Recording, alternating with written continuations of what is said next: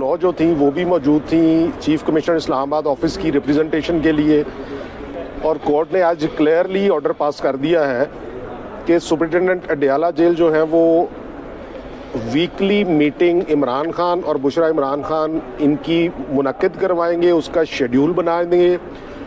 और सेकेंडली वो ईद के दिनों में कोई एक दिन स्पेसिफाई करेंगे जिसमें स्पाउसेस इमरान खान और बुशरा इमरान खान वो दिन इकट्ठे गुजारेंगे जेल प्रेमिसेस में या जिधर भी वो मुनासिब समझे, मनी गाला में, जो स्केजुअल और कन्वीनियंस ऑफ जेल अथॉरिटीज़ होगा।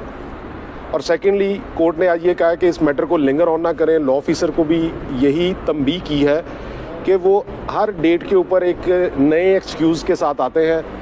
तो कोर्ट ने इस पे सख्त बरहमी का इजहार किया और कहा कि अगली तारीख के ऊपर हर हाल में इस केस का फैसला किया जाएगा।